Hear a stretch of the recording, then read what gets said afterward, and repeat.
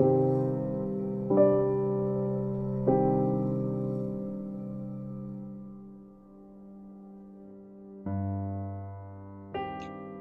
everyone, and welcome back to new episodes of our podcast, Season of Tears.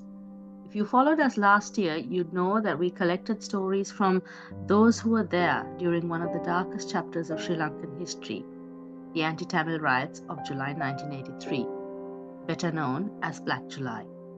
Today, with my co host Sugat, we'll take a look back at what exactly were our experiences and do a sort of a debrief on what we have learned from simply collecting those stories.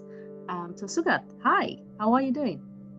Hi, thanks, Shamish. Thanks for setting up this to recollect our podcast and discuss how was the journey. I think we started quite early last year and connecting with different groups of people and asking them to share their experience purely on 1983 riots. I think we have interesting feedbacks. And as you know that while we did get quite a number of interviews, and then we did had number of people backed off last minute. That's right. And why you think that happened? Like why you think that number of people last minute backed off and we canceled those interviews? So you remember, Sugat, right? We approached so many people, and then we had, of course, a lot of people did say, "Oh, this is a great idea. We need to do it." But at the last minute, like you say, they backed out, and I think it's still. I think those Still the fear experiences after 40 years. Still the fear. after 40 years, yeah, you know, Okay. and because when you listen to the stories that they shared, I can completely understand the trauma, and then you and I also both were there, Yeah. right, as children. Uh, so we get it. But what is interesting is that a lot of these people live in the diaspora outside Sri Lanka, and they're still fearful of a sort of a backlash, isn't it? That's right. And some of the friends or relatives, they feel that if they open up, they will upset someone. I mean, one is the fear, and the second is, I think that's not fair. I mean, if something happened to you as a person, and you don't want to talk about it because it's same like we tell our children, right? If you get bullied in the school, please Yeah, come and tell me. that's right. Don't keep quiet, because if the children keep quiet, that's not good, right? If they get bullied or somebody come and hit them, just open up, come and tell the parents, tell the teachers. To me, this is no difference, right? If somebody, you were hit by something like this, why you are But shy about it, or the why you thing don't want to is, talk about I mean, also, do you think like there's a culture of trying to sweep everything under the carpet and then pretend it didn't happen?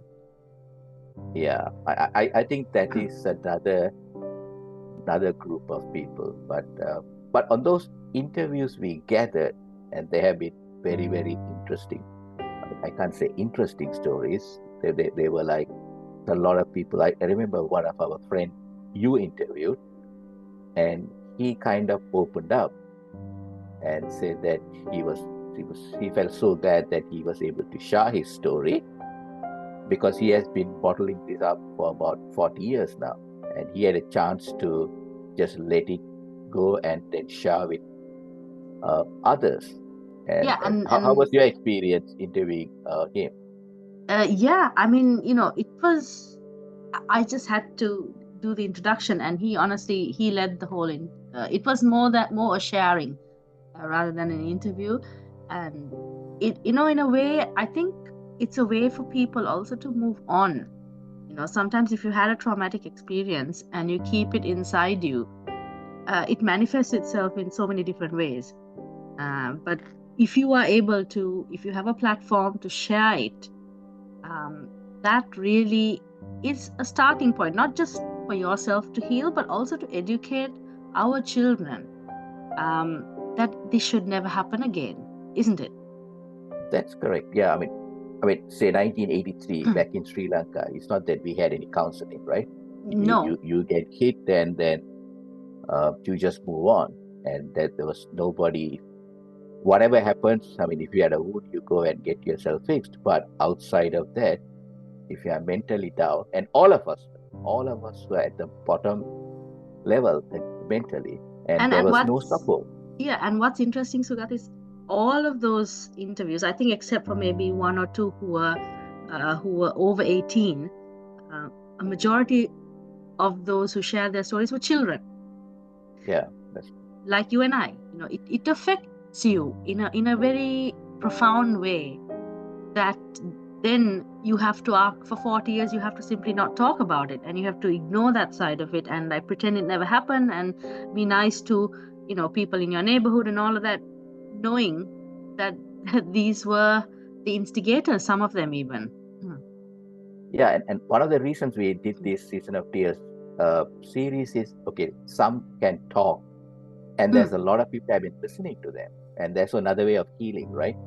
Okay, Yes. I'm not able to talk what happened to me, but here I'm listening to a story which is very similar to my story, and that's another way of healing for different groups of people, and definitely for me. And listening to some other stories, I'm like, okay, it's just I was not alone, because it's 40 plus years, so things started fading out. But That's right. Then when you hear, you feel like, yeah, it happened to others too.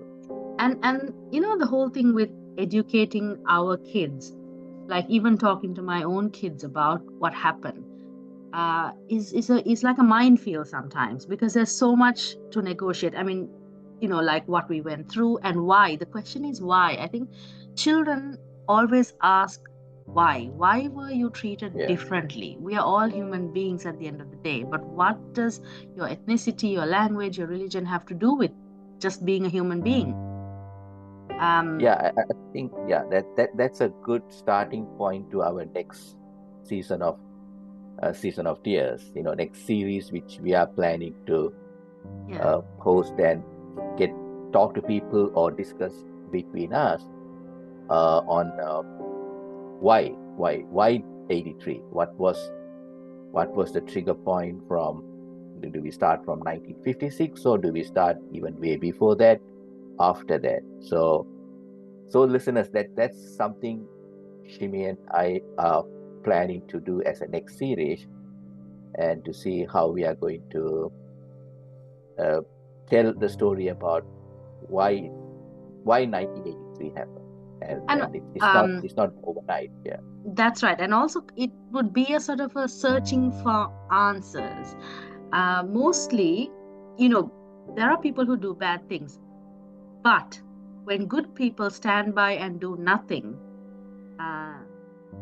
then we have to ask ourselves why. And of course, in all of our stories, there were many people who helped, and there were good people, and we are, here to tell the story because of good people. From my own experience, definitely we owe our lives to good Sinhalese people who stepped up and who took that risk for us on our behalf, and no doubt about it. But also, the question of why so many people looked the other way, why so many people participated in these mob attacks, is something I think worth kind of looking into. What do you think? Yeah, I think definitely we need to explore and share those informations, especially for the younger generation, so that they understand what was the reason for the 1983 riots. And this is not, I mean, one side it sounds like it's a long back 40 years, but it's just 40 years. It's not very long ago. Right? That's right. It's just 4 decades. That's all. It's not very long ago. Yeah. And the fact that there is no education and nothing like this for kids on 83, and it's an important part of who we are. Yeah, and why people are spread across globally, and what's the reason. And then this is, if we don't record this information, and in another 100 years people will not know. Yeah, and it is also Yeah. mostly to foster deeper understanding and a sense of brotherhood. As to, I used to always wonder, like, why can't we just be Sri Lankan? Why always we have to have Sinhala, Tamil, Muslim, Burger, these divisions? If we, from independence onwards, if our leaders really work towards a common Sri Lankan identity, we wouldn't have had any of these issues. Yeah, that brings us back to starting point probably at 1956 or before that. Yeah. That was the trigger point.